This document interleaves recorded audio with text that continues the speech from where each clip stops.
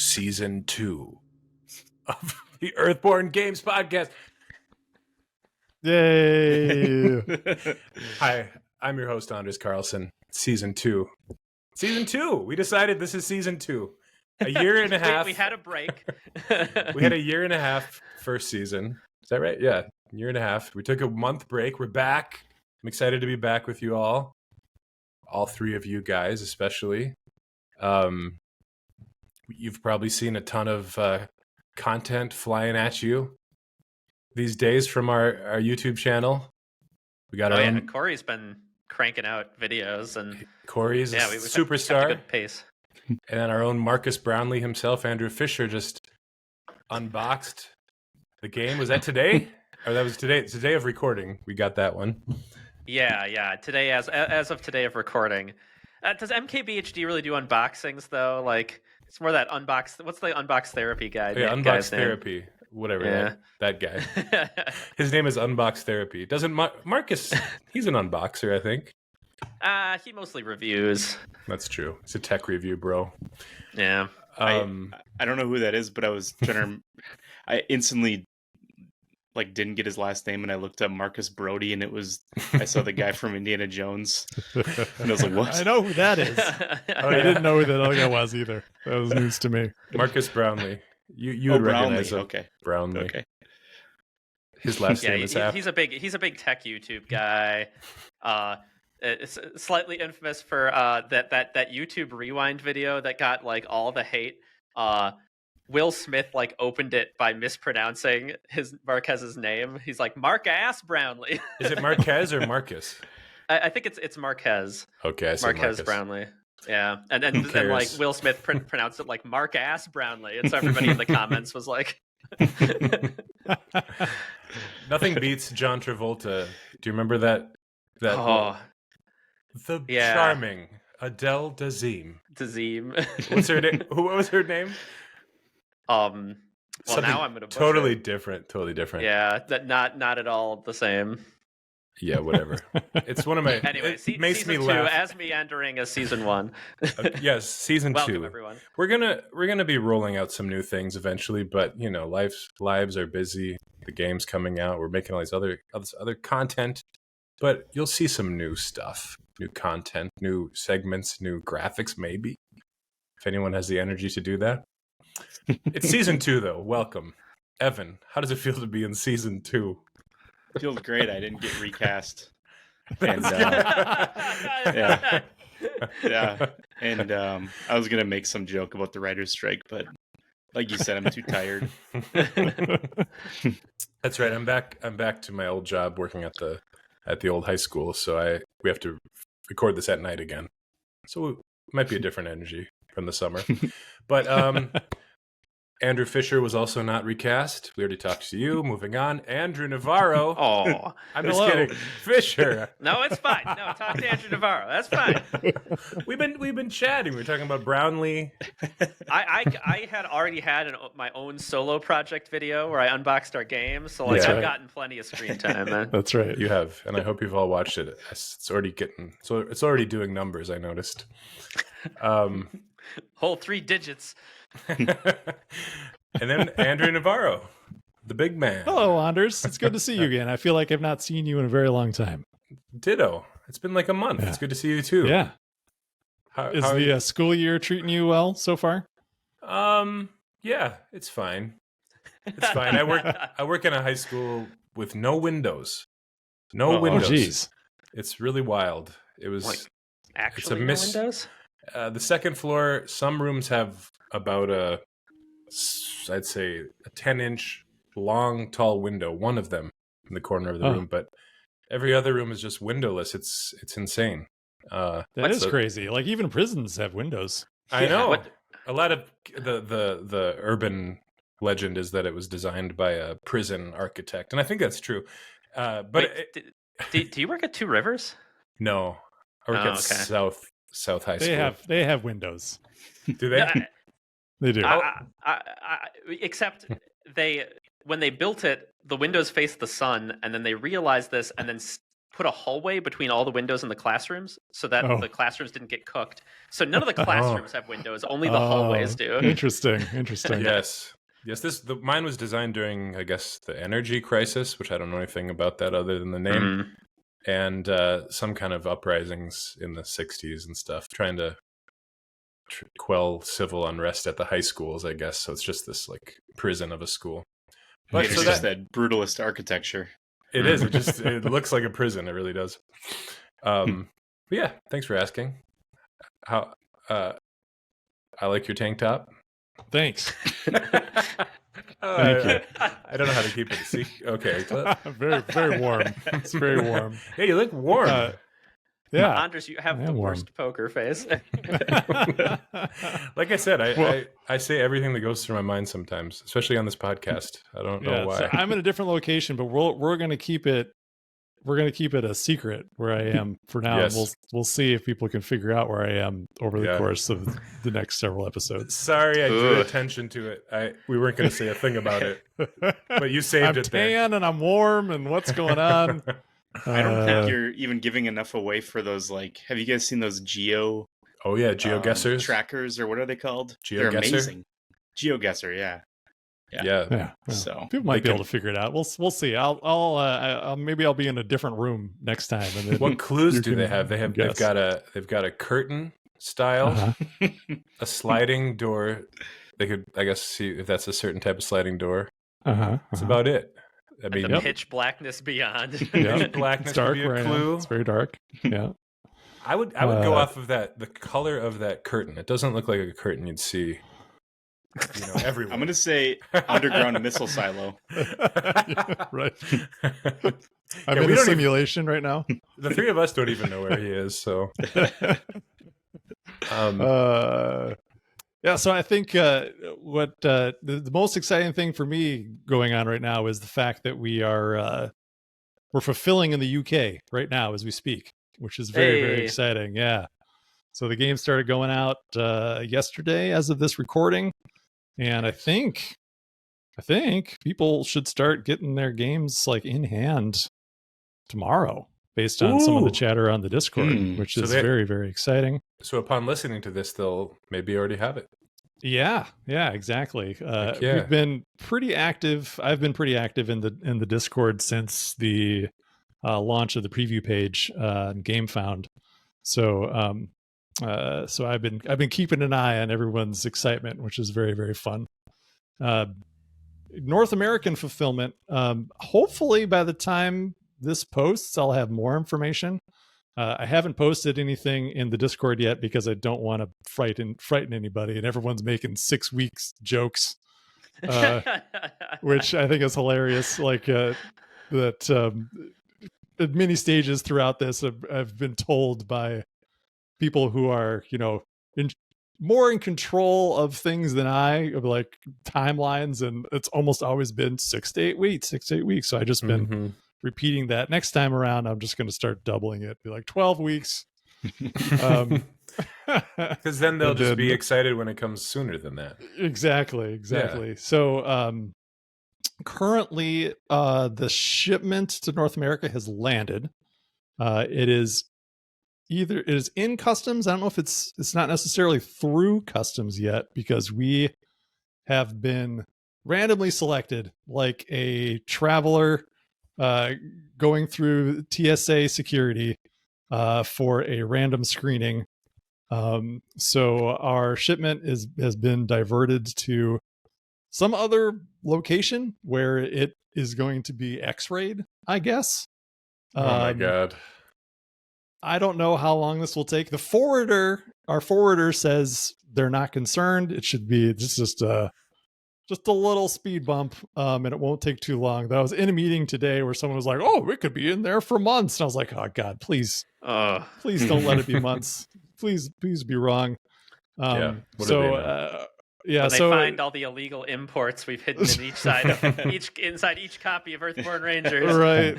Well, sure, they might be listening right now, so they might have to open up everything now. Fisher, thanks. Yeah, no problem. So James, our logistics partner, said that he will let me know as soon as there is something more to know. So hopefully that will be by Friday or earlier, and then you will listen to this and laugh and think about how you were scared there for a moment. But yeah, that's where things are now. So as soon as that we finish this like random inspection, whatever that entails, then the shipment will be shipped up to Flying Cloud, and then we'll start fulfilling in North America. So hopefully that's short. Everything I've been told says that it should be short. So I'm going to remain positive and think that that's what's going to happen. So let's make that happen. Hell yeah. I know I was saying that Earthborne's a perfect fall game, but man, it's a good spooky Halloween game too, huh? It's good for any time of year. Don't worry. The Discord has plenty of those memes with their 6 weeks memes too. That's right. It's a terrible Christmas game though, so let's get that out there. It's a perfect year-round game because we've effectively been releasing this game since May. Yeah, it's just been coming out in stages, so we're almost there. Yeah. What's it going to feel like when it's just everybody has it? Everything will be different. It's going to feel great, and then we're going to get right to work on the next crowdfunding campaign. So, and you'll hear all about it right here on Season 2 of Earthborne Games podcast. That's right. EGP. Rebranding to this is EGP now. Well, we have lots of questions, and this show is we've been gone for a while. It's about the fans. We've missed you. And we want to answer your queries. And I think, Andrew, you've given a pretty good update there, right? Do you have anything more you'd like to add before we dive in? I think that's good. Yeah, let's, we're working on things, and we'll get into that more in the next episode of Season 2. And for now, we can just dive into the listener questions and do an extravaganza. Here we go. Robert Hawks. Yeah, we have appearances by basically all of our regulars are here. Yeah, we good. The extravaganza, all the regulars. Here we go. Robert Hawks. Is that a regular? I don't recognize that. No, I don't think. I don't know how often we've seen Robert before, but we'll also take new questioners. That's fine. It's starting to feel like like a best of episode where it's kind of sentimental. We can talk about each listener for a little bit when we come to them. Quacks. Share our favorite memories with quacks. What if we had them all on one time? That'd be kind of fun to see their faces. just all of our various listeners. I could set up like a video question thing where they can like record themselves asking the question. That'd be fun. I think you could do something like that on Discord where you can effectively create like a big room and then mute a bunch of people, and then individually allow people to speak. Oh, yeah. By selecting them. I've seen that done before. Oh, in a podcast? Yeah, like a big forum. Oh, yeah. A live recording with everybody here. Mm-hmm. Anyway, we're wasting time. Robert, no last name. Someone deleted the last name. Was that you officially? I did. I deleted all the last names. Okay. Robert H. I remember his last name. Given that EBR is highly inspired by nature, what are your favorite with a U, walking trails, either in the U.S. or abroad? Mine. You rattled off. You rattled off some before the show, Andrew. What are yours? I do have a few. So I think the three favorites that came to mind. Two of them are in Colorado. One is on the Minnesota-Wisconsin border. In Colorado, in Rocky Mountain National Park, there's one called the Bierstadt Lake Trail, which is a really cool, short hike up a switchback. So it's kind of intense. When you do it during the day, the sun's kind of beating down on you the entire time for about 45 minutes to an hour till you get to the top. And then it goes into a beautiful pine forest, and you're in that for maybe about 20 minutes before you get to a just gorgeous like mountaintop lake. It is phenomenal. I've used it as reference imagery for Evan for some artwork. It's just fantastic. I saw some moose there once. It's a pretty shallow lake, so you can walk out pretty far into it if you want. But it's just gorgeous. I love that trail, and I love the destination. It's a great place to eat lunch. Also near Rocky Mountain National Park, but not in it, is a trail called Ouzel Falls. There are lots of ways to get to Ouzel Falls, but the way that I like to go, it's pretty cool. There's like a standard, most people go on this trail route, and then right next to it there's a alternate route that's a very, very thin, narrow trail where you can kind of just go in single file that goes by all these campgrounds like that are really, really far spaced out apart, and there's no one ever on that trail. It is so cool. I love it. It's like the closest to like Earthborne Rangers hiking in my imagination, because you just feel so isolated, and you get to come across all these awesome bubbling streams and waterfalls, and then it goes all the way up to this really cool, majestic waterfall that's on top of this, that comes pouring off of this really cool rock formation. I love that trail. And then closer to home, Taylor's Falls on the Wisconsin side is a really awesome trail. Goes along the St. Croix River. Some really amazing cliffs and overlooks over to the Minnesota side. They have these awesome rock formations where where over time rainfall coupled with like small rocks being swirled in a circle bore these holes into the cliff tops. And they're just really cool rock formations. There's good rock climbing out there too. Yeah, and I think some of that's like glacial melt. Yeah, you can from the Wisconsin side, you can always watch people climbing on the Minnesota side, and it always like makes my butt clench watching them. I've climbed up very nervous. Yeah, it's fun. But yeah, I love that trail. That's one of the first, I think maybe the first kind of date-like activity that my wife and I ever did was hiking there at Taylor's Falls. So a lot of sentimental value as well, but it's also a very lovely trail. A lot of mosquitoes though. That's the only downside. Yeah. I like when thinking about my answer to this question, I immediately was trying to think about like, oh, what's the best trail I've been on, right? Like, and I think about like the Pacific Crest Trail. I really enjoyed when I didn't do the whole thing, but I did stretches of it. But I think for favorite, my answer is just going to be the Superior Hiking Trail here in Minnesota, up along Lake Superior. It's not going to be like as beautiful or like sweeping vistas as a lot of these other trails, but it's very sentimental for me. I've done a lot of hiking up there and backpacking, and it's like where I bring people who are less experienced because it's an easy entry point to like trying out backpacking and camping. So I think that's probably my favorite, even if it isn't the like most epic. Nice. I mean, I have an answer similar to that because I haven't been on nearly as many trails as you guys, but I'd have to say my favorite one is I took a day off to go to it recently, Andrew, back in August.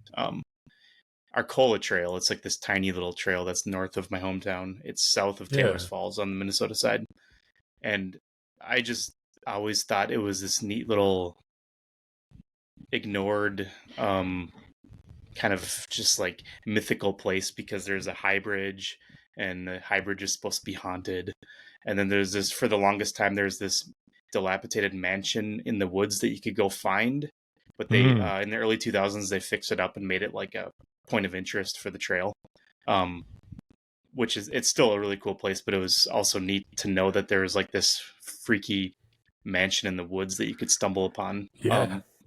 And it's just really really cool. Making it nicer makes it less interesting. And I went there a lot in high school and college, and it was like a little escape, and did a lot of drawing and like writing and just like listening to nature and watching boats go down the river, and so that's my favorite. Cool. Did I go there with you once? The High Bridge. I remember going there. I don't know if Maybe. maybe with Ian. Yeah, I know Ian and I went, and maybe you were there too. Maybe. I was too scared. It was I at night. Way too scared. You got to go at night. Yeah. Yeah. I went, or my favorite is the Wood Lake Nature Center Trail. It's just a little trail that goes around this wood lake, and it's got this lake called Wood Lake, and it's got these cool like land bridges that go across, and it's got all kinds of birds that you don't see every day. It's just near my house, sort of. I've got a really cool trail also just like a block away on the river. I live like a couple blocks from the Mississippi River, and I went on a long walk yesterday, and I kind of like went off the beaten path and discovered there's like whole areas in there that I would not have expected. So that's cool. My kind of trail. Yeah. Branching off, making discoveries, getting a little bit lost. Yeah, we're definitely gifted with a lot of amazing parks and trails in this country. So that's nice. Oh, yeah. Mm-hmm. Yeah. What a sweet first question. And that brings us over to Darren, the dependable. Darren, with the first printing of Earthborne Rangers certain to sell out, and the second printing some unspecified number of months away, can you revisit the idea of selling a paid mod on Tabletop Simulator? How difficult would it be to put together, and is something you'd be willing to consider as a stopgap between printings? Is it something? I'd completely forgotten about it. I've been so About busy Tabletop doing other Simulator? things. Yeah, about because we talked about it a fair amount, and you know what would go into it, and I think it'd be relatively easy to do. I totally forgot about it. I've been so busy doing other things. Mm-hmm. Yeah, and we actually have for playtesting, we've got the entire game loaded into TTS already. It's like not quite at the polish level we'd sell, but it's not actually that far off either. It's like it's a pretty decent setup. It's just we probably need a few more things to kind of polish it to that level. I think some of what hung us up was just discussions about like which digital platform is best to use or to partner with or whatever. And like to your point, just in our priorities list of, you know, providing other online resources versus providing a TTS mod, our priorities went towards providing resources that were going to like support all the people who already bought the game. So yeah, we haven't like made it a exact priority at the moment. Yeah, but I think to answer his question, I think we're absolutely open to it. I think, yeah, like I think it's just a question of how much we want to compromise on making it like a equally awesome experience and just say, it's fine. It's tabletop. It's fine. Just let's just sell it. I think there might be some merit to that. But I feel like if you're going to be paying for something, there probably should be some automated things and a few quality of life improvements, I think, to that experience. Yeah, we've got a little bit of automation using some items that have been created by other people over the years for kind of organization and such. But on the automation side and snap points, there's a lot more we could do to kind of clean it up and make it a more integrated TTS experience. Right now, it's like mostly just the cards in a nice layout. How do you think it would feel as a actual card game, video game? Like you really go for it. Would you ever? Oh, like actually, you know, the way they do like Wingspan or something like that, where it's really, really, you know, got all kinds of bells and whistles, quality of life stuff that makes it a video game experience.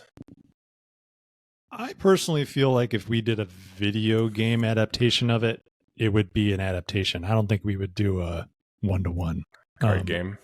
Yeah, well, I mean, it could still be a card game, and I think there's definitely mechanisms in the game that could translate in a fun way into a video game format. But I would want whoever worked on it to, you know, bring something to the table and do an interpretation of it more than a one-to-one. I just don't think that's. I don't know. I don't think that would be as good, frankly.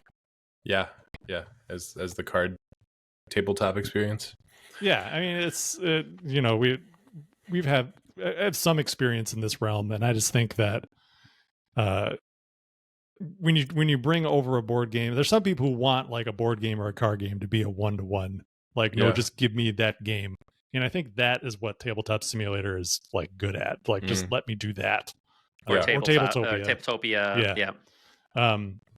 So I think that would be the platform to go with if we just wanted to do a 1-to-1. But I think like a dedicated app, I think having some other cool twists that where people, if you've played the tabletop game and then played the video game, you'd be like, ooh, cool. I like that interpretation of that thing. Or it just has something a little bit extra for you. Yeah.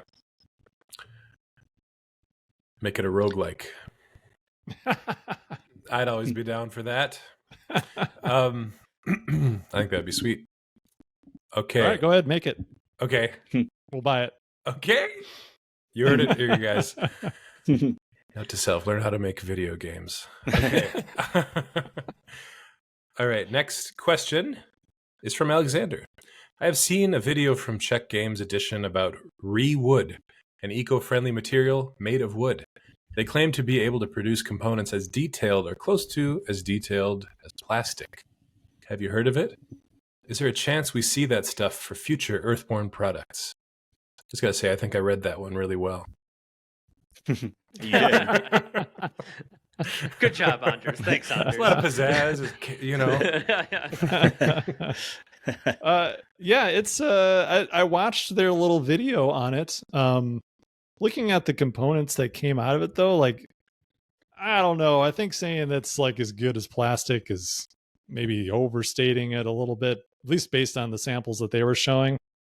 But I think that definitely there's been a move toward injection molded plastic alternative stuff like that. I forget what the material is called, but it's like a bamboo byproduct that they're using, like a pulp effectively in injection molding, where you're getting some really cool results with like inbox organizer stuff. And because I've seen some game trays designs being advertised as going to be in that material. It looks like the fidelity of detail is pretty good. So I definitely think that's interesting. I think it's possible for sure. I think it's just a question of, having the right game for it. It'd be very expensive to do it for like, just some tokens to add on for our game. I think it'd want to be integral to the experience. Yeah, ultimately, like what you see in the video, they can do the same as plastic, but like you'll notice that in the video, it's all still fairly abstract shapes. There's nothing like, we're not talking like a miniature, right? And you can see kind of the grain of the pulp. So I don't know how much detail could come through when you start talking minis. So what you get is these abstract pieces. And so we would need a game that needs an abstract piece that can't be machined from just like wood, like a wooden dowel, like you do with meeples or other custom wood pieces. So there are some uses, but to Andrew's point, like we would need a specific game to probably seek out that material over just going with something like wood that we can do pretty reliably, sustainably, and already has like infrastructure set up to supply it.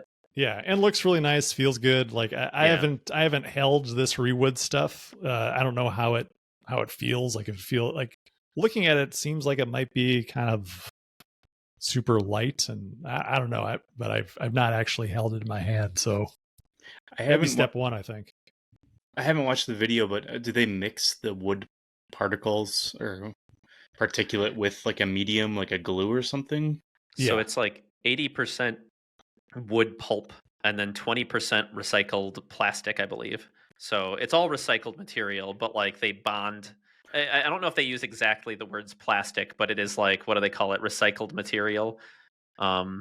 Recycled binder is what they call it, but it's like adhesive plastic, whatever, to bond the wood together. Natural flavors. Yeah, right. Not natural but it's at produced all. in Germany, right next door to where our game is produced. So it's certainly possible, but maybe not directly on the horizon. Yeah. Again, it's if we have something that's a good fit, I think we'll definitely explore it for sure. Cool. Well, a question from Alexander's related here. Alexander says, I'm not a miniatures fan because I'm always afraid of dropping and destroying them. And the cardboard tokens are fine, but are a bit boring. Have you thought about meeples? I love those. And the chibi rangers on the box art would make perfect meeples. I agree with this a lot. Meeples are great. And I love those chibi rangers as well. I agree with everything. That's what's You're- just said. You don't like miniatures because you like miniatures. No, okay, I'm sorry. Yeah, I do like miniatures, but I do worry about dropping and breaking them and not handling them properly. Love playing the game with them, maybe. And I love meeples, especially the neat ones that are more than just the little silhouette, you know. The meeples in the game Root stand out in my mind. Those are so cool. Oh, yeah. Those are very nice. Yep. Yeah. I think in general, leaders meeples are pretty awesome. Are they? Yeah, they go really well with Kyle Farron's artwork. They just his style translates really well into meeple form. Mm-hmm. Yeah, it does. For sure. I'll get the other ones now. I love miniatures. I think it's okay to drop them. Just gotta get over it. There you go.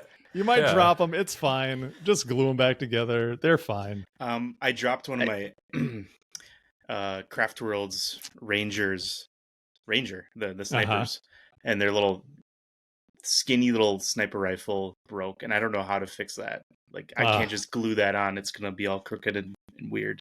Yeah. The really skinny ones that you can't pin are tricky. Yeah. My favorite dropping a miniature story is we were working on the Rune Wars miniatures game, and we had this is back when resin printing was newer and really fragile. Oh yeah. And we had Lord Hawthorne, this guy this character on this horse, and John Schaefer had stayed up all night painting the one that we were going to take photographs of for the box cover, right? This gorgeous paint job. John is a very good painter. And Christian, founder notorious of MFG, miniature dropper, walks in and picks it up and is like, this is so cool, and then just whoop, and it spirals, and because it's made out of that like very delicate resin, it just shatters into like a million pieces. And like, Chris is this like boisterous, imposing presence in a room, and I have never seen the man more like meek. He like his eyes were just pure like apologetic to John. Like you could see that it was I remember that happened. John made this like the most like sad whimper you've ever heard as the was he collecting each piece off the ground like we glued it back together. That miniature was still on that box. That's how they glued it back together. Wow. They touched up the paint job and it still ended up on that box, but oh, that's amazing.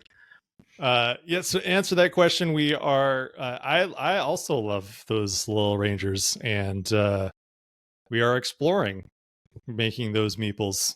So no promises, but we're looking into it.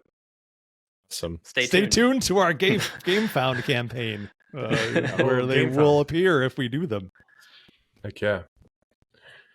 Okay. Next comes from Quacks. Now that the game has gone to print, is there any card you wished you could have printed? What does that mean? Oh, I think like cards that we cut, or cards that we. Oh, I almost two.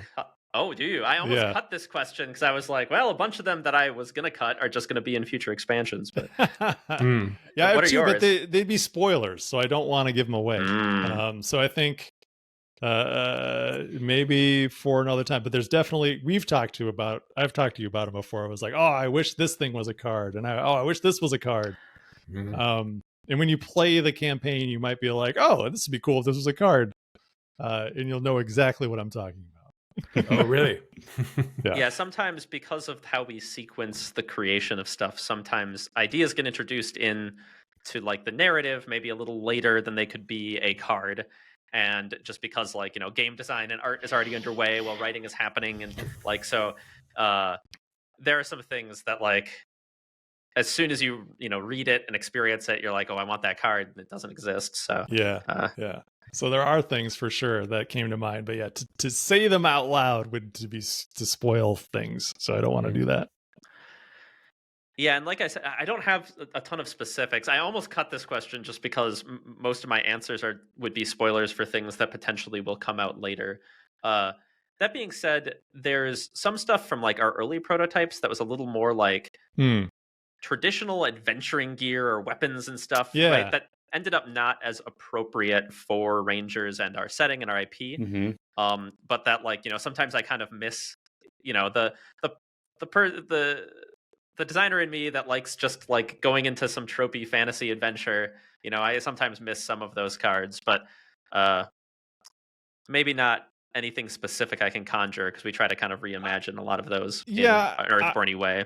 I think there's definitely some, like the carbon forged, a couple of carbon forged things, or the carbon forged machete that might show up at some point. The carbon forged javelins, those were cool. Was there anything else, Evan? I think there was other stuff that I was going to mention the machete because Joe had done a sketch of that, and I'm sure there's a few that were in development to the point where Joe made sketches and they just didn't happen, but we have the sketches. And although the javelins, they're present on one of the roll cards. That's right.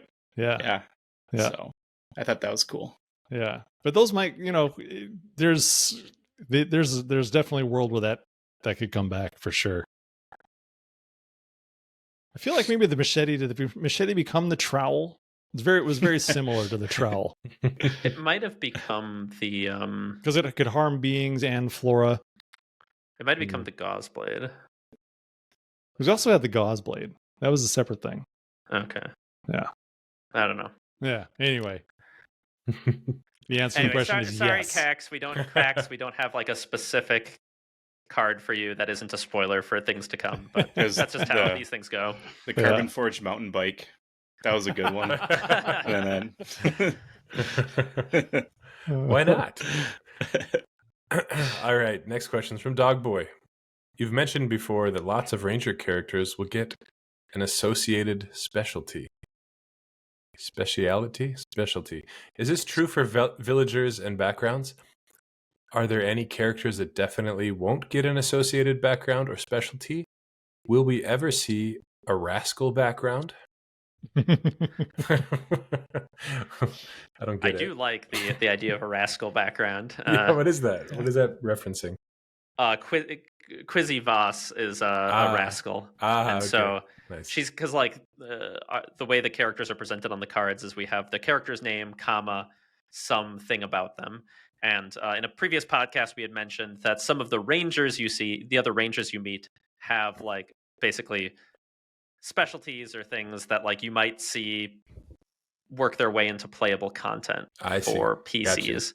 Cool. And so Dogboy is wondering if we might see some inspiration from some of the villagers we run into who aren't Rangers but may have kind of things that might be your background before you join the Rangers. I can say that there's definitely going to be some inspiration there, right? Like, obviously, the kinds of people you see in the Valley are the kinds of things that we're pulling on to develop new player content. I can definitely tell you that not everybody will necessarily be represented in the Rangers just because of, like, the kinds of people who become Rangers. And like, as we introduce more humans, you're going to see people from like an even wider variety of backgrounds, and like ultimately we can't cover them all. There's going to be more NPCs than there are PC options just because of the logistics of our game. Question answered. Before you talked about adding ways to customize the picture of your role. Before you talked about adding ways to customize the picture of your roll card. Is that still a potential thing that'll happen in the future? Well, I feel like that's something that will be a fan-made thing pretty quickly. If it doesn't already exist, I fully expect it to exist. Somebody already injected you onto a roll card, Andrew. I saw that. Well, I was mostly like hastily pasted on top of an existing roll card. How dare you insult their Photoshop abilities? I think the effect is what they wanted, so I don't mean to impinge upon their skills there. But yeah, I think the only thing I think that kind of stands in the way of us doing something more official is that it kind of feels like legacy-ish disposable content in a way. Granted, you could keep it forever. And I do have visions of just blank roll cards that you can draw on, but I don't know if that's really what most people would want. I think you'd want to be able to customize it with your own art, or commission a piece from an artist and have it put it in the template for you. And like I said, I fully expect someone out there to be able to extract the the relevant templating bits. Evan, name your cost. I guess we could make it available ourselves for sure. Yeah, done by the man. I was thinking, I may have mentioned this many podcasts ago, but some sort of paper doll feature where there's just a bunch of cool gear that you can drag and drop onto like a doll, fake person, torso, head, and then just dress a ranger up the way you want. Sort of like the character creation in the beginning of a RPG. Yeah. Yep. That'd be sweet. That would be pretty awesome. That'd be a lot of work. I love when like a game does like a Kickstarter where you can like insert yourself, you get to be a card or something. And there's just like a guy that looks nothing like the other people in the game standing out. Then you have like likeness rights stuff, and it's just a whole nightmare. That I've had plenty of that. I've had plenty of time living in that nightmare in my life already. I don't know if I want to do that again. Oh, did you do that a lot in your olden days? Yeah. Yes. Oh, yes. For a while, the coveted thing was to get your likeness into a Star Wars character until Disney was like, you can't do that anymore. At FFG. That's awesome. But yeah. There's a long history of people inserting themselves into Star Wars canon long before we started doing it. Long before we did it, yeah. Like at West End, like Brian Schomburg would talk about how a lot of that writing in West End was just them just making stuff up, putting stuff in there, and so much of it ended up becoming canon. Was that the first RPG book? The first RPG. Yeah. Yep. That's where a lot of that original lore came from. I remember. Oh, sorry. Go ahead. I was gonna say I remember like one Gen Con, we had Pablo Hidalgo out with us, and I went out to dinner with him and some other people, and that was it was really fun hearing him talk about it and just hearing how influential those old RPGs were. It's pretty wild to see where all that stuff came from. Just effectively fans, Yeah, just all new with no like checks or balances. Just like make whatever you want. Put it in a book. It'll be fine. Exactly. The good old days, back when we could do fun things with Star Wars. All right. Our next question comes from Stain. I was wondering. Also, thank you for he did the review, right? Yeah. He did the solo, right? Yeah. It was a fantastic review. Like, not only did he like the game, which is great, but it was really an awesome long form written review. Really well written. Really comprehensive. I thought it was great. Could have given us 5 stars, but I know. We go back. 4, I guess. We go way back. But his reasoning was valid, right? I can't remember. But no, it's incredibly well thought through, and so you can check it out. His website is Stain Plays Solo and .wordpress.com, and so maybe we can put it in the description. Put a link in the description. That'd be a great idea. Go check it out. Link in the description. Thank you, Stain. And by the way, he also calls himself Stain the Unpronounceable in Discord. I refused to put that as his title because I feel bad about it. I look it up on YouTube every time every time I have to say his name, and I think I do it wrong every time. It's just not a sound that we have in English, really, that kind of whatever. We talked about it too much. Okay, I love your name. I love how it's spelled. Yep. I don't know how to say it. We love your review. Thank you for playing. Yeah, thanks. Thanks, pal. We appreciate it. Stan was wondering how the expansion and future ones will work with current and future campaign guides. Will I need to have 2 or more of them at hand when I play the game, or will you reprint all relevant entries of the base game in the new expansion guide? Or will all expansions be self-contained so as to not have 2 relevant guides at hand when playing, or none of the above? It's a Andrew, great do you wanna answer question. this?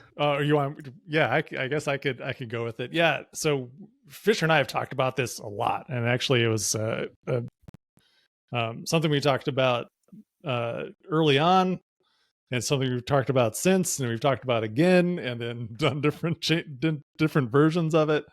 And ultimately, where we've landed, just for ease of user experience, is that the campaign guide for each campaign expansion will be a self-contained thing. There will be some locations that you'll be able to visit that are shared across different campaigns, and sometimes those will be pretty much the same entry that you'll find in the base game, but sometimes they'll also be different.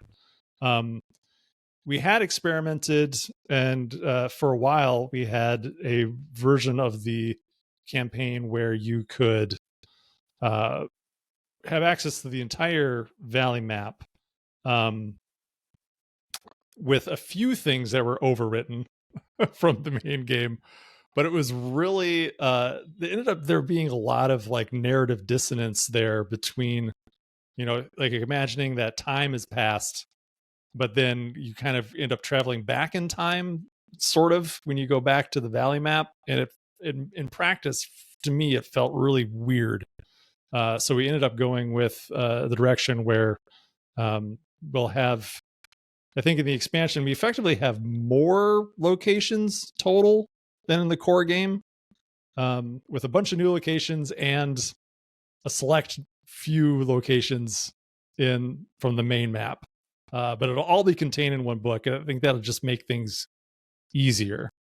But all that being said, I have ambitions to do effectively like an online version of the campaign guide, which is like an Uber guide that is just totally impractical for print. Maybe until the very end, we can print like a giant thick volume or something once everything's done. That does connect everything so that you'll be able to adventure across all the locations in the game throughout all of our expansions and have them all be interconnected. It's just not practical for printing purposes. So that would be an online only thing. Yeah, so the nice thing about this is for people who are just playing with the physical stuff, they won't need to do that juggling 2 books thing. You'll just have the book for the campaign you're currently playing. And then for people who want the complete experience, you'll have a single thing, which is our online reference that you'll see more about in the future. And so this gives both sides, both experiences, the easiest experience without as like weird compromises. Yeah, that's kind of our thinking. Yeah, like going back and forth between the the old campaign book and the new campaign book, there just wasn't really a good, I feel like, elegant way of doing that with the physical components. It felt very awkward. But we did try. We did try it. Thank you for your question. D-Cheds is next. We have lots of questions, you guys. 1, 2, 3, 6. Yeah, it's the extravaganza. It's the extravaganza. This one's for Fisher. Oh, I see. You're gonna bring him in? Oh, yeah, he's preparing for the next question. Yeah, he's preparing for the. Yeah, well, answer. Ask it. D-Chez. This is unlimited time. D-Chez wants to know how your dog is doing.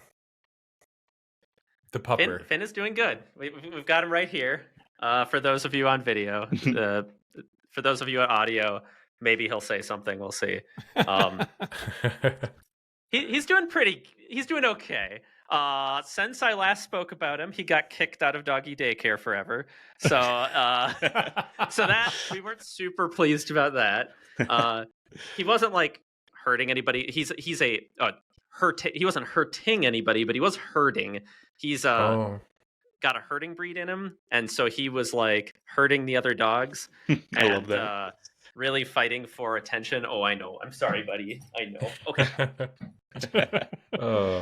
And so he was really being kind of a pain, and so he got kicked out of he was being a rascal, got kicked out of the fancy daycare, so we still can go to the not as fancy daycare. And so he goes there on occasion, but other than that, though, we've been in training classes, and he knows like a bunch of tricks, and like his self-control is definitely getting better, but he's just like a very hyper dog, and sometimes he just can't contain it all. He makes me nervous. I'm like nervous around dogs for some reason. After being a mailman, it changed me. Oh yeah. Well, he's very friendly, and in fact, he's almost too friendly. Yeah. He's a cutie. But thank you for asking, D-Cheds. Yeah. You know, D-Cheds, I have 2 cats. He's mentioned them many times before. I hear them. If I've ever mentioned my cats. How are your cats, Evan? They're great. How are your cats? And I have no pets. Good riddance. They're a lot of work. They are. Though cats aren't work. Well, I guess you walk them on a leash and stuff. Yeah, so you're making work. It's not the work I don't like. It's like I love the animals themselves. Like I love dogs, I love cats, I love them. But I just want to be alone sometimes, you know? I don't want to have a little creature there. Yeah. Getting their fur on that's nice. Me. Sucks. Okay, sure. They will get fur on everything. Yeah, that is true. Like I said, I love them, okay? Nobody come at me. People are sensitive to these things. Okay. Paul with a P. Thanks for clarifying. I see lots of people playing with crafting/survival game mechanics in card games. For example, get a vine card, a branch card, and a pebble card to combine into a pebble hammer. Did that style of card system ever get considered thematically for EBR? Yes, it did.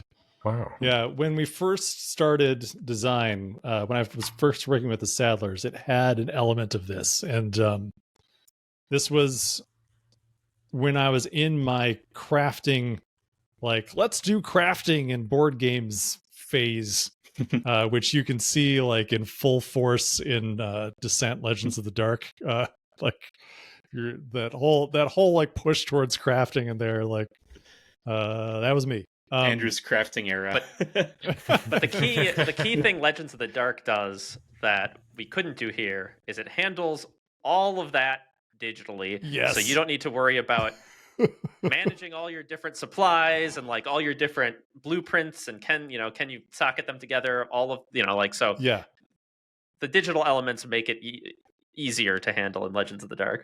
Absolutely. But I'd also, I think as I've talked about before, I'm a fan of Kingdom Death Monster. That has crafting in it as well. That's all done through like card mechanics. I think I was maybe even playing like Monster Hunter at the time, which is all about crafting as well. So yeah, I was just really into it. Yeah, we tried something like that in the early version of the game where you were like one of the early prototypes had you going around and effectively harvesting things from different locations, and based on the different cards locations you went to, you could get different stuff. So it was almost like there was like these little mini decks at each location, and then you'd end up like discarding those cards for different effects. But ultimately, I felt like the whole game was kind of that. So it didn't really feel like a card game at all. It felt like the cards in my hand were pretty inconsequential. So I felt like it really was just distracting and it wasn't very fun. So we ditched it. And that was really also in like a very early stage of the development of the setting too. So like it was kind of more focused on, it had more of a kind of survival-y kind of vibe to it from their initial design, and we ended up going a very different direction. So it was there for a minute. I was interested, but in the long run, I think my crafting phase has passed. So and so many games have done it since. Like I don't really think it's particularly novel at this stage. Mm-hmm. Oh, how different it could have been. I'm glad it's not that. I'm glad it's not that. It's not that.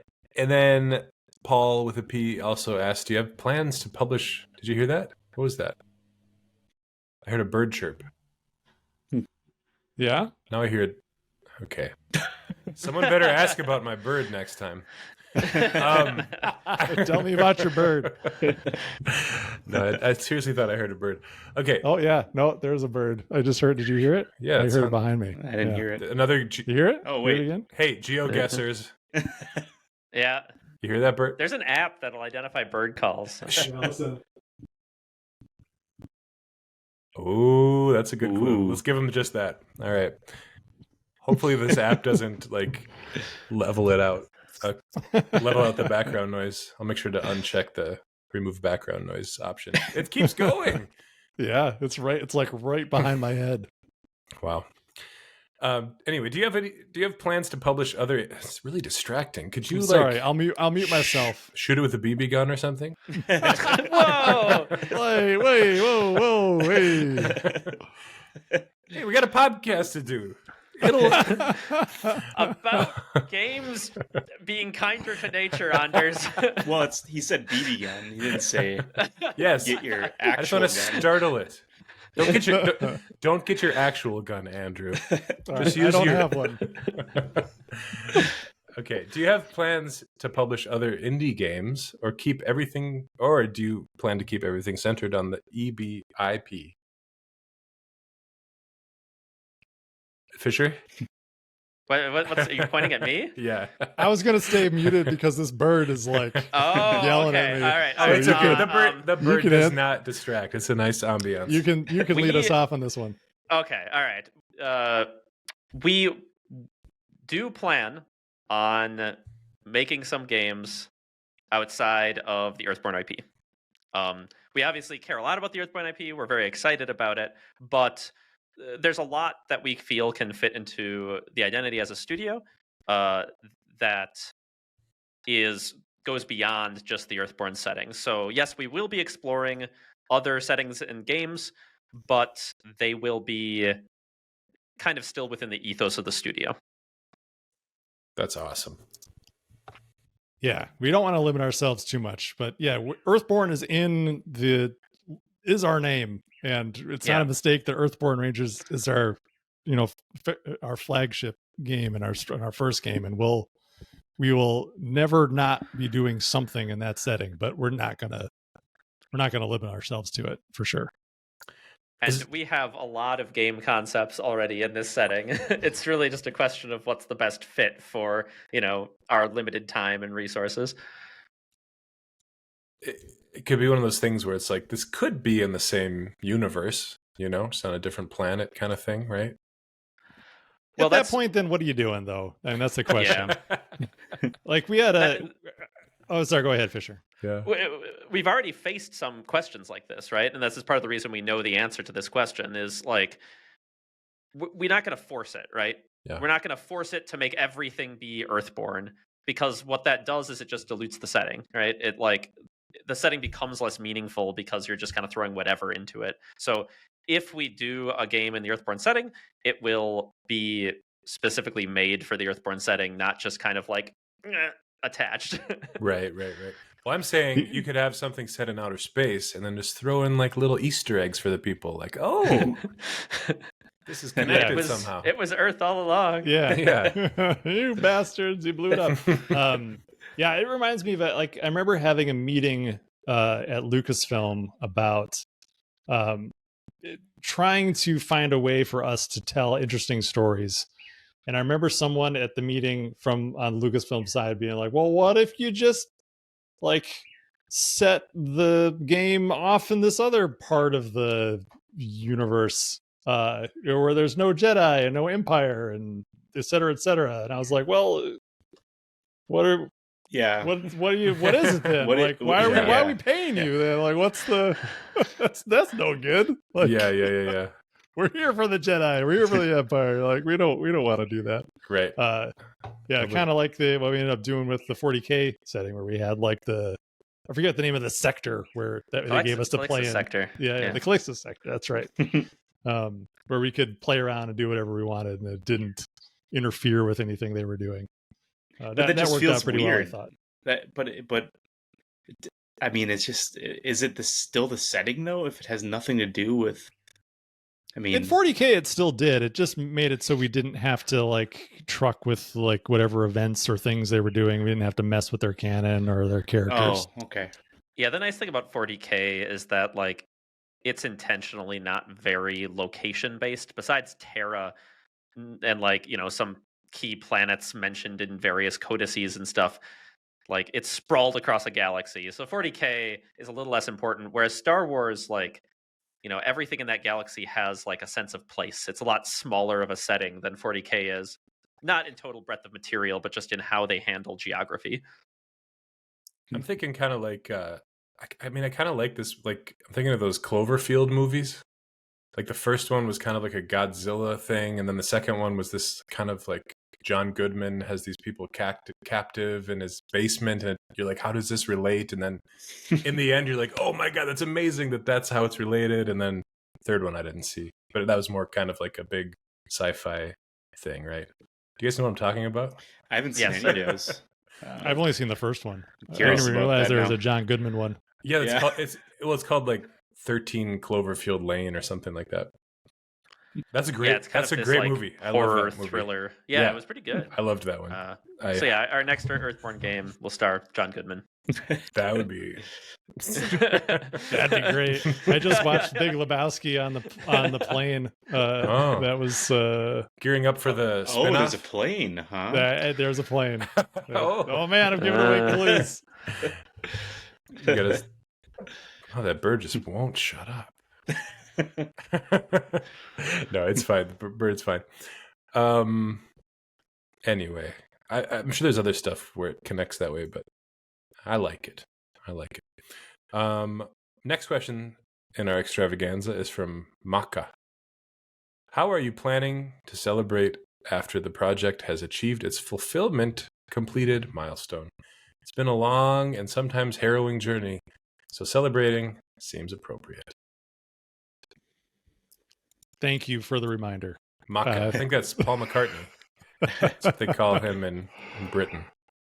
He's a listener. That's a really, I think, an awesome question and comment. And I think, at least from my perspective, I'm not sure how you guys feel, but I just like, I just feel like I'm working, always working. Yeah, man. Me too. I'm not even thinking about like even taking a breath to be like, yay. But I think that's a really good point and something we should not forget to do. Yeah. Release party. Wasn't there a question about that? Oh, about doing it. We have A talked launch party or previously about something? doing some kind of local thing. Yeah, we're going to do a local pickup event. I'm just waiting on the product arriving at the fulfillment center before we schedule anything. So as soon as that shows up, we'll be able to put something on the books. But I've been talking to my buddies at Dreamer's Vault, and we're talking about, I told them probably October sometime, but until that stuff's there, I don't want to schedule anything. So as soon as that's up, then we'll reach out to the 10 people who selected local pickup and come check.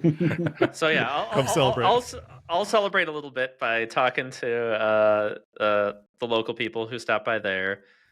To your point about like always working, Andrew, it's like one of the weird things when you're like the designer and developer of the game is the biggest milestone is sending the files off to the printer, right? And like you have tons of other work to do. We've released tons of support materials, working on expansions and stuff, but like that's that big milestone. And so you celebrate it, you breathe a sigh of relief, but nobody's going to see that game for quite a long time. And so there's always this weird disconnect, and there always has been when working on physical games, where like you kind of celebrate on your own, and then like, you know, however many months later, all these other people are getting they're so excited to get your game, right? And you're excited too, but like sometimes it kind of feels like a distant memory. Obviously, like we've continued to work on this game, we're doing all sorts of things for it, so it's like not quite the same as some of the other projects I've been on, but like it always feels a little disconnected, like that celebration early versus when it actually is getting to your hands. But I'll have some scotch. I will enjoy myself and remind myself of what we've accomplished as you all get to start playing the game. Are you going to do anything, Evan, to celebrate? Get a babysitter and have a nice meal somewhere and a cocktail, I guess. All alone? Yeah. No, with my wife. I haven't thought about it, I guess. If you're into scotch, Evan, I do have my special occasion bottle is a Belvini 21. That's pretty good. Oh. And I'm willing to crack it open as people get their copies of the game if you're interested. Sure. on one of our like Thursday hangouts. Yeah. Is that awesome. 21 like 1921? No. Oh, okay. 21 years old. Oh, I see. I'm sure there's probably some Scotch people listening who are like, "Oh, that's not even that expensive." But it's the most I've ever spent on a bottle of Scotch. Sam and I bought it when we bought our house, and we crack it open at various like milestones. You know, we've still got a chunk left of it. Nice chunk of Scotch. Yeah, that's a good way to celebrate. that's the official units. That's what the real connoisseurs use. I'm not really a connoisseur of that. You can tell by my beard, I'm more of an IPA guy. Yeah. Yes, Andrew's typing.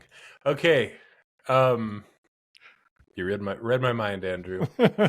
I'm going to celebrate this long journey that I've been on. In some way, I don't know.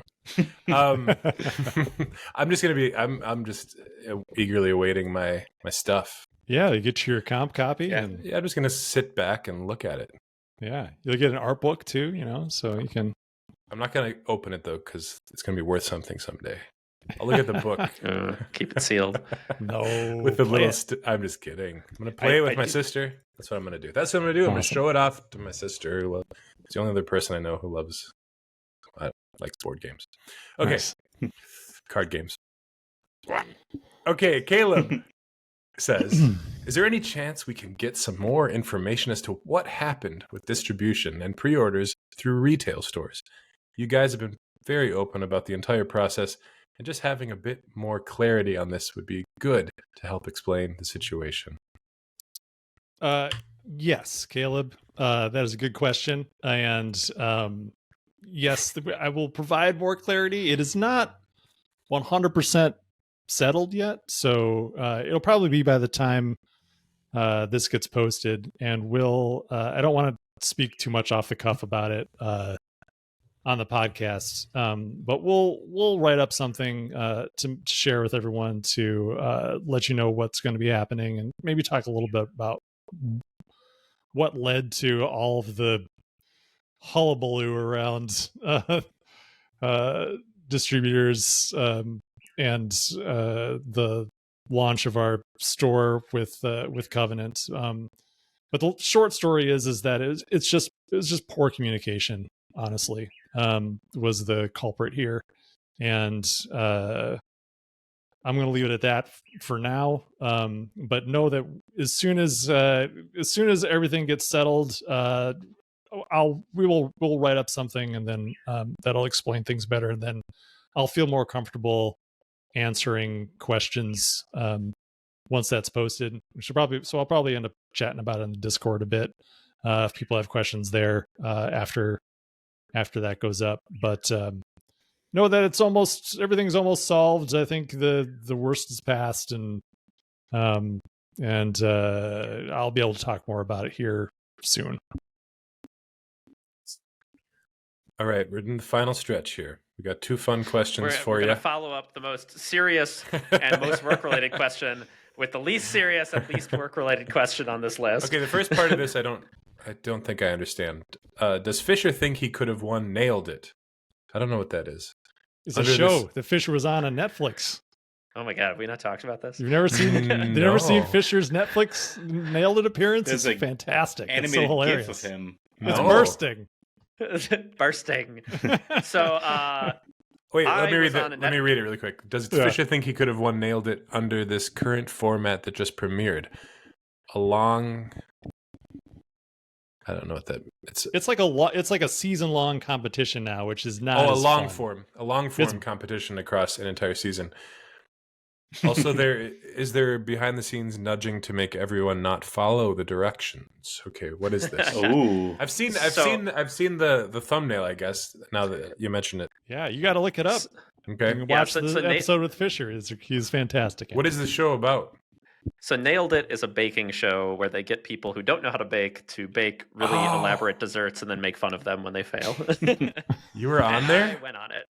What? Yeah. Wild. Just before pandemic is when we filmed. That's crazy. Yeah, it was a ton of fun. But anyway, to Machine Epsilon's question, they recently released a new season that kind of reimagines the show, and they do kind of like more of a British Bake Off style. The same people come back.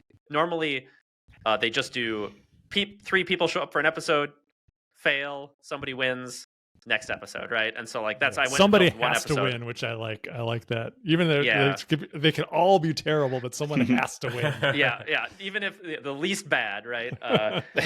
Was it just you? Was it just you? It was me and 2 other competitors. Oh, okay. It wasn't a couples thing. Okay, just you flying solo. Yeah, sometimes just do me couples on my team. Yeah, they sometimes they do have for a couples couple things. episodes. Yeah. But they so they're doing like a long form, a whole season where people compete across many many like baking challenges. I don't know if I could have won. I think I would have had a chance, right? But I think that part of my victory just came from like lucky pairings and like just luck in the recipes we got and like how they went for me. So like I came out looking pretty good, but like I don't know if I would look that good across a whole season of competition. I think luck played enough of a factor that I don't know. And to Machine Epsilon's other question about if there's behind the scene. Did you win? Yeah, watch the show and find out. Okay. Machine Epsilon also asked if there's behind the scene nudges to make everybody not follow the directions, because like nobody follows the directions when you watch this show. Yeah. So part of that is nobody encourages you not to follow directions. In fact, they tell you like, hey, actually follow these directions, right? Like they walk you around the set, show you where to find everything. But at the same time, the directions were written, I think, purposefully vague. There was stuff in the directions that like no sane recipe would be that vague about certain details. And so I think they're intentionally vague to get you to screw up a little. Right. And there's weird things like the recipe shows you like I had to make a cake and the recipe shows you an amount of cake to make. I made 5 times that amount of cake. So like if you just followed the recipe word for word, you'd end up with the world's tiniest cake. So I think like there's some things where like, you know, they could easily have tripled or quadrupled that right off the bat because they knew people were they were asking people to make this massive cake. Yeah. So there's some stuff that's like a little misleading. Wow, I can't wait to watch this. Was it shot here? No, it's shot out in California. They like fly you out. They pay for your hotel, flight, all your food while you're out there. Is this something you sought out, or did you like know somebody, or? Sam and I enjoyed the show, and I had a pretty bad baking fail where I kind of failed to make this ice cream cake and it melted everywhere. So I sent that picture in to Nailed It, just like on a whim, and like wrote an email about how, you know, like I'm delightfully bad at baking, and heard nothing for like 6 months, and then I just get this random call, and like they were interested in interviewing me, and I had to make a little like sample video of me doing stuff in my kitchen. Sam filmed it and we sent it in, and yeah, I got accepted. It was fun. That is fun. That's cool. And what episode? What season? I am episode 1 on season 4. It's Let's Get Lit, I think. It's like a literature themed Nice. episode. Is this like a phenomenon that I just totally missed? It's like something people. Probably. It was Okay. decently popular on Netflix. I don't know if phenomenon is quite right. Okay. My family enjoys it quite a bit. I actually feel kind of good that I missed something in pop culture. I feel kind of lame that I know all these dumb facts, so I'm glad that I don't know about it. But I'm really excited to watch that. Was there another part to the question? No, we got it. Okay, there's another part to their question, and it is: I have a question for everyone on the podcast who has ever been an art director for a tabletop gaming company. Is there anybody It's here? only one. Oh, okay. Many card games use full bleed cards or cards with alternate frames as promos or ultra rare variants of collectible cards. If everyone agrees that these versions look so much cooler, why isn't that just the default card frame / art style in the first place? Well, it's not special if you make it the default, then it just becomes normal. Yeah. It's way more difficult, and it ultimately is also more expensive when you need to account for that extra space when you're buying that artwork. It just makes life so much easier when you're just composing for a rectangle. It makes the art director's job easier. It makes the artist's job easier, and that can't be discounted, especially with those like big CCGs. Like the amount of artwork you're getting per set, then per year, it's a lot. So anything you can do to help make that process easier, faster for your art directors, your artists, and the people who are doing the layout, because you have to bring all that art into the card and make sure it looks good. And if you can automate that process in some way, that's way easier to do with rectangles. And like I said, like if you're doing like cool, like alternate, like full bleed art and stuff, it's more fun to do that as like a special thing. It makes it more special. Like, where do you go from there if you if that's the standard? I guess, I don't know, holograms. That's what I was going to say. Lenticular designs, pop-up cards or something. I don't know. But it's just a matter of practicality. There's also a production consideration, not for us, because all of our cards have bleed, but the reason that like you'll see a lot of old card games have standard big blocked in borders, and the thickness of those borders is actually because those cards were cut. Magic was done this way for a very long time, though they've drifted away from it in some of their new printing techniques. But instead of cutting each card as like a rectangle, a cut, and then have a whole separate rectangular blade, instead 2 cards would be just up against each other, so they share a single blade, right? And so the edge of one card is the start of the other. And so what you get is you have tolerances, which means the blade might not line up perfectly. And so instead of like handle our tolerances with bleed, the card just spills over extra. So if the blade drifts a little, the card still looks great. But if you share with another card, you would immediately drift into that other card. So you have this shared black border. So if it drifts, both cards still just are black on the edge. So that's a consideration for a lot of card games that produce at this scale, so that they have no waste and like they can really cram as many cards onto a single sheet of paper as possible. Yeah. So that's another reason. But we were able to cheat it a little bit, Evan, with our stuff. And I think it works great because of how we commissioned a lot of our pieces. And the way that I don't know. I feel like you haven't gotten enough time to talk in this episode, so I'll let you talk about how we do it. Yeah, I mean, I was just going to mention, speaking to the promo card thing, from my experience as a graphic designer at FFG and having the marketing department make these awesome promo versions of our cards. They were unshackled. They were not burdened by the restrictions that the graphic design department that I was part of had to adhere to, just so that the thing could get printed consistently across multiple languages. So, and they're just taking a cross section of the coolest cards like Darth Vader and Luke Skywalker, and accommodating that art and the amount of text those cards have, at a case by case basis. So like there's a lot of freedom that we don't really have when you're making graphic design and art for the entire scope of the project. But yeah, like what Andrew said, some of the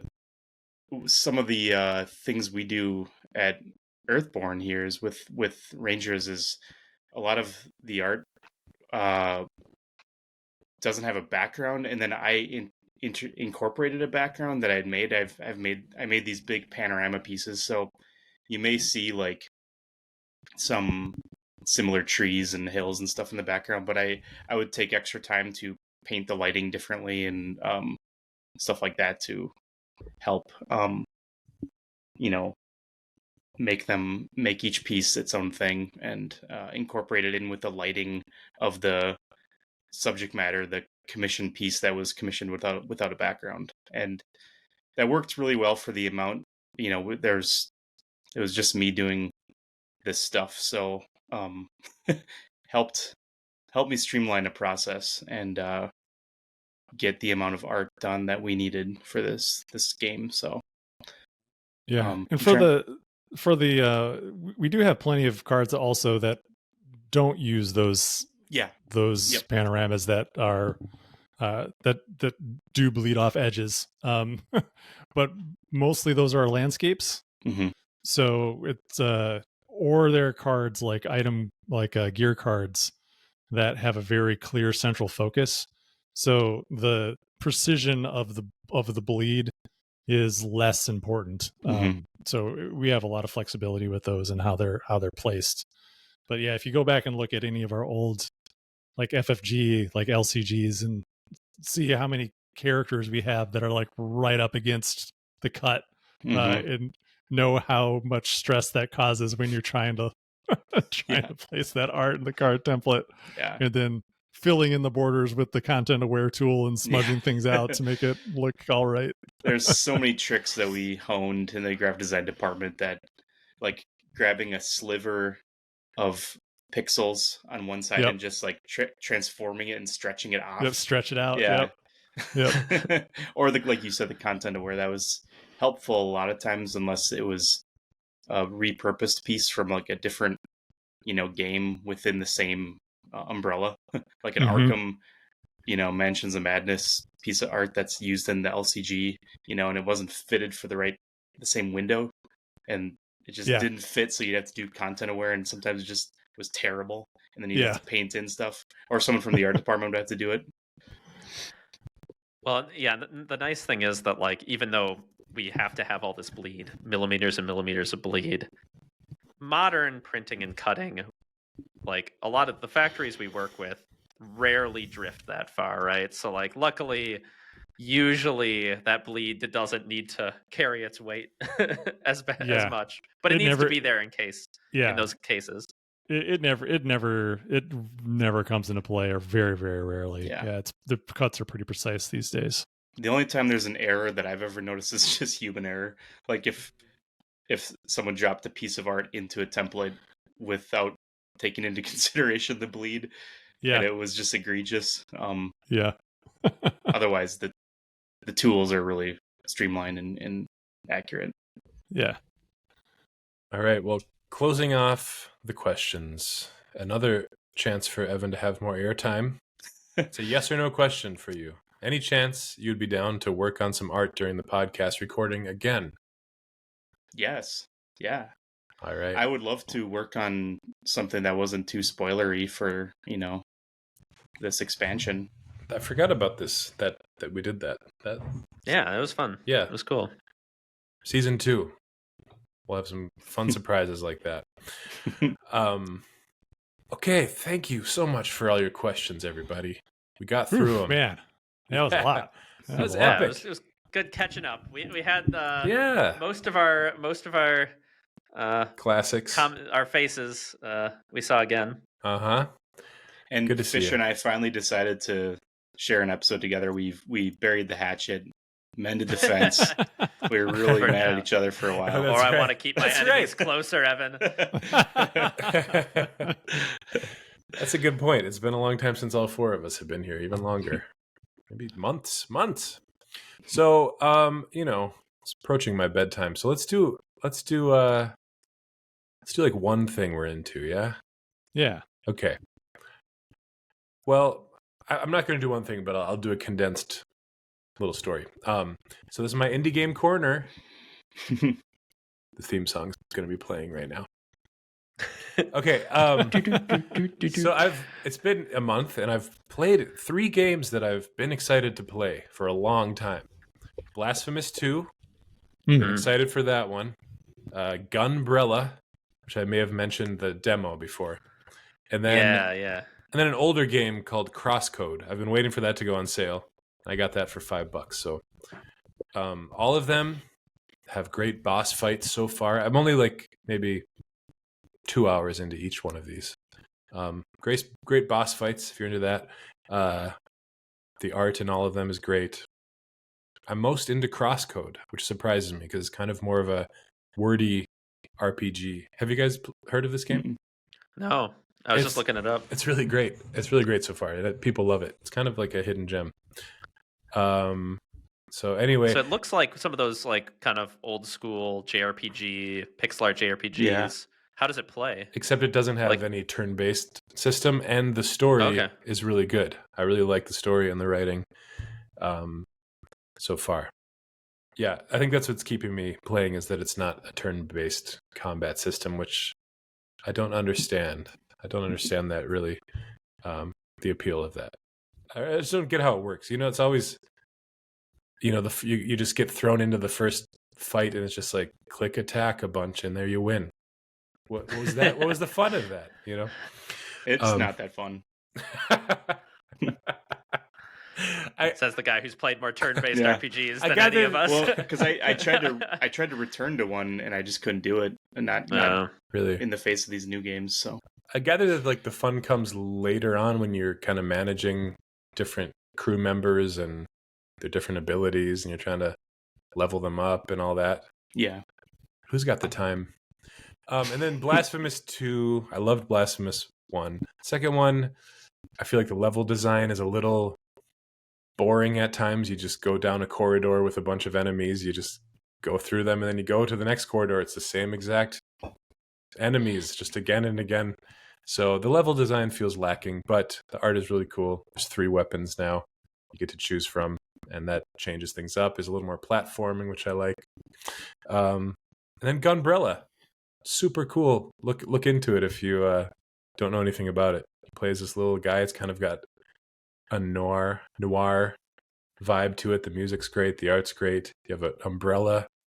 The best thing about it is that Is it an umbrella or is it a gunbrella? The gunbrella, sorry. The gunbrella is a pretty cool new mechanic for platforming. Though I don't know if they've utilized it in the level design enough, but it's really fun to just like go into a room. It kind of reminds me of maybe playing Mario 64 for the first time, where you just are like, wow, I can just jump around and flip and do all this stuff. So you have the umbrella. It shoots like a shotgun. It can like propel you up into the air, and then you can kind of float down with it, and then pogo on it like Scrooge McDuck in the old game. You can use it. You can use it to parry and block, and like if you time it right, it'll bounce bullets back. So like just playing around with that gunbrella is super fun. It's also really wordy though. I didn't realize it was going to be that way. So it's kind of like, I had high hopes that it might be like my favorite game of all time just based on the demo. It's kind of letting me down a little bit. But anyway, I'll give my final grades when I finish these games, if I do. I don't really finish games these days. Unless I really like it. But there's my indie game corner. Next. Fisher, your turn. Yeah, well, been prepping for baby, so haven't had as much time. Though one game started checking out this week, though I've had some difficulties, is Payday 3. So Payday is a series of, it's like a 4-person co-op shooter. It's where you do kind of bank heists. Well, ostensibly you do bank heists. A lot of it is just shooting a ludicrous number of cops that show up to stop you. My close friend Matt really enjoys Payday 2, so we played just a ton of that game. So we're really excited for Payday 3, see them update the systems and stuff. Unfortunately, they've had one of the rockiest launches I've seen in a long time, and like we've played a couple nights, but like it's really just playing server roulette at the moment to see if you can get online. And they did always online, so even solar players couldn't like just queue offline to just check out the game.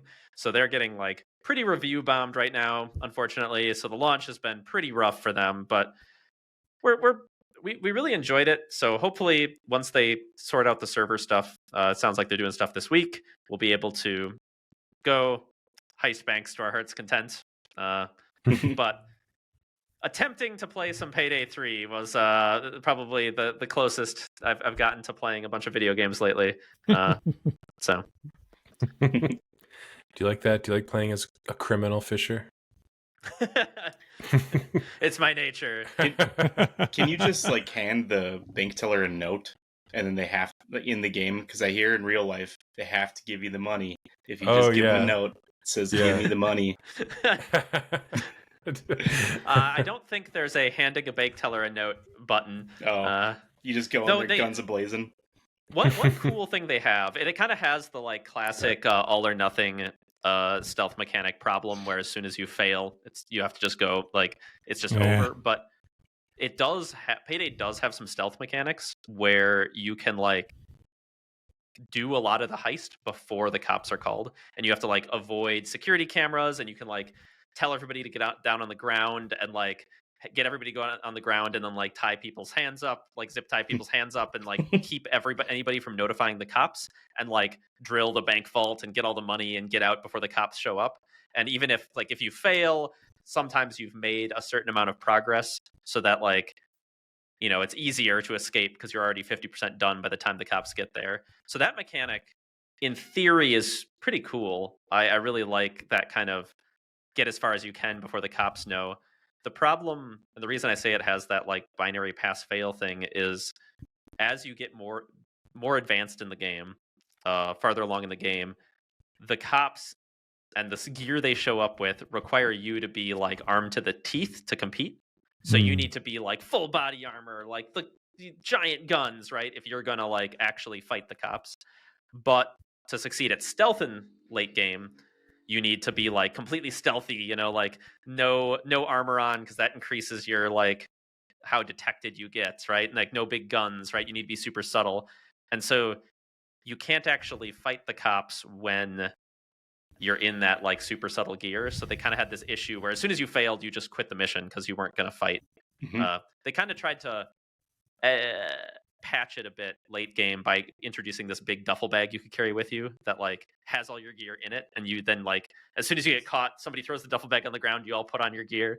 But it was kind of a late game patch to fix this issue. So yeah, cool. I don't know what it is. As I get older, like when I was a kid, I had some fun with Grand Theft Auto, believe me, just like running amok and killing people and just being a terrible person. I can't play a game where I like kill a human looking person anymore. It like makes me feel guilty. I feel bad about it. Yeah. Because maybe it's more realistic now, like if I was tying up someone's hand in a game, I'm like, why am I doing this? Yeah. Not to yuck your yum again, Fisher. No, it's fine. That's your video games. I'm a sociopath. I realize that. Oh, there's plenty of people like you out there. I kind of want to make a game where you can freely go through an IKEA the way you really want to, though, because every time I go to an IKEA, I get stuck behind people, and I have this. What are you going to say? Yeah, no, Evan's the real sociopath. Like, I just want to be able to, in the game, I want to be able to simulate, like, just shoving through people who are just taking forever and yeah. in the concourse or whatever. Not mass shooter. Go get those free meatballs. Yeah. Yeah. Oof. All right. Cool. Payday 3. Next, Evan. We always end with Andrew, right? Yeah. Evan, go. I'm playing Baldur's Gate 3 whenever I get a chance, and it's a lot of fun. I love it. It's great. It's the closest thing I can get to playing D&D 5th edition.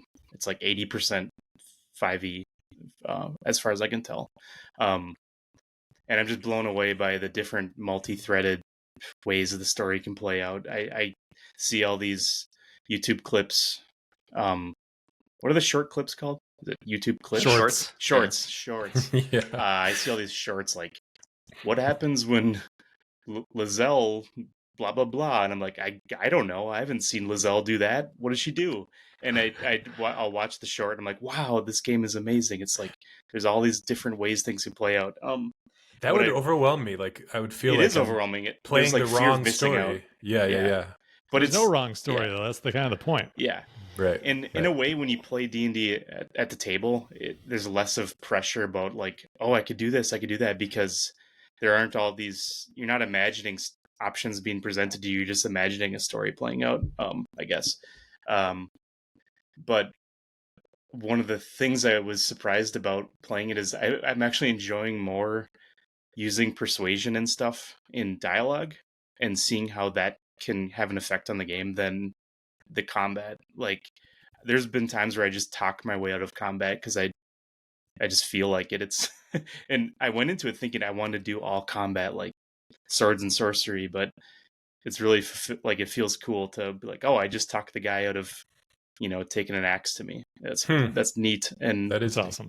And but there's speaking of the FOMO, I've already killed like 2 characters that could potentially be party members that I didn't realize at the time. Like one character I pushed into a chasm and they're just gone. They're gone because I didn't want to fight them because I thought they're too tough. But I didn't realize I could. That was early on in the game, and I didn't realize I could just talk to them and maybe sort it out. I just thought it was a very rudimentary battle game. Yeah.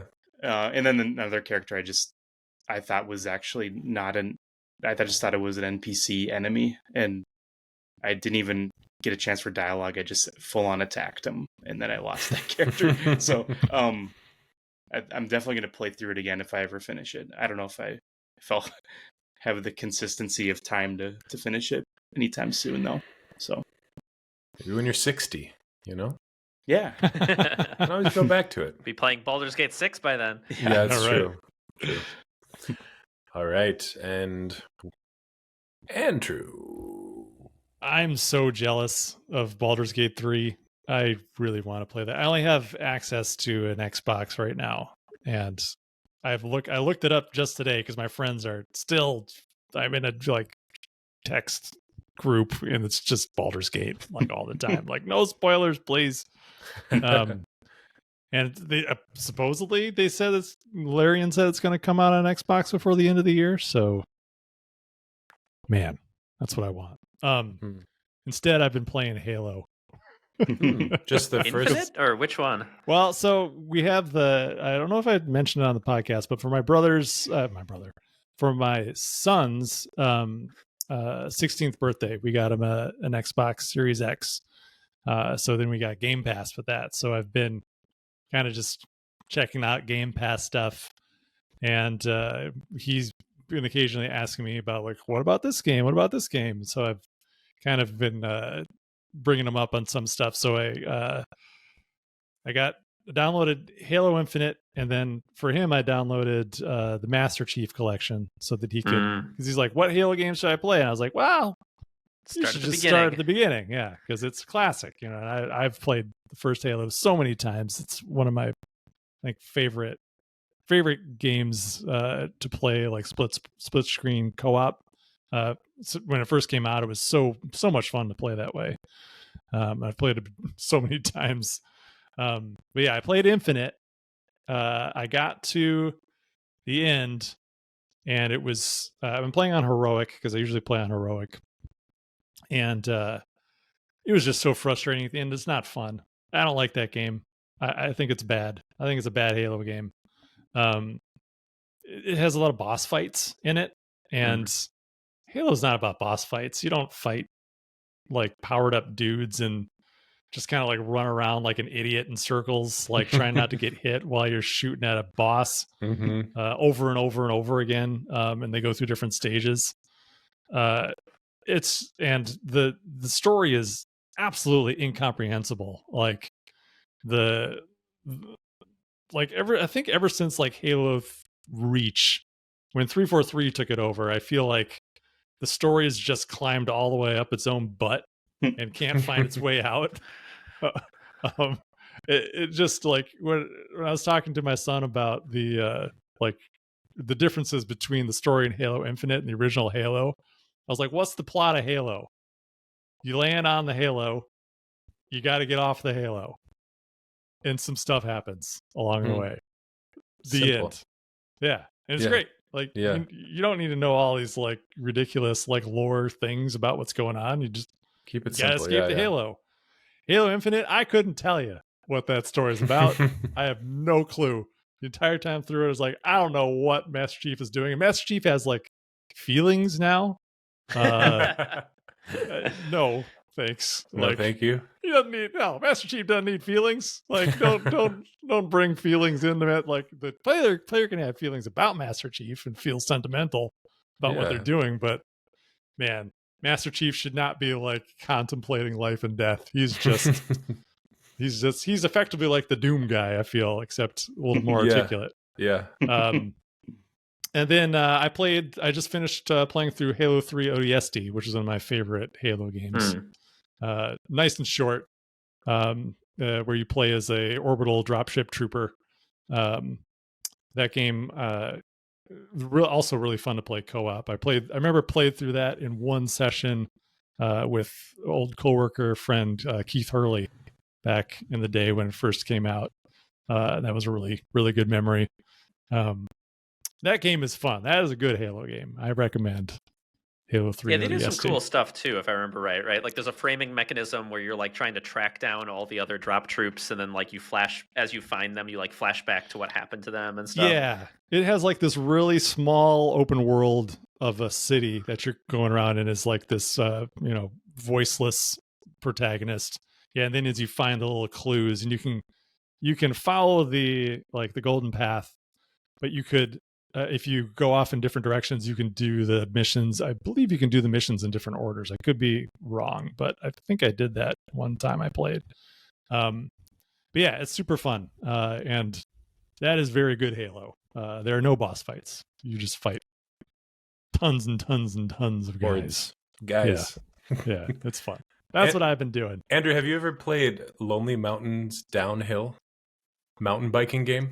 It's on no. It's on Game Pass. It's okay. I want you to try it. It's okay. It's kind of special. When I had Game Pass, that was the one that stood out. Your little mountain biking guy.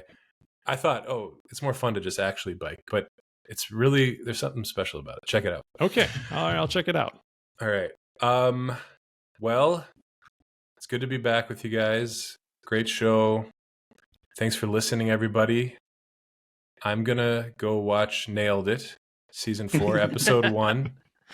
Something about lit. It's going to be lit. And it's going to be lit. That's all I got to say. Thanks for listening. You guys want to say anything? No, it's good to be back. Thank you for all the questions. Send us your questions. Yes, stuff is happening. Be excited. And we'll see you in 2 weeks. Bye. Bye.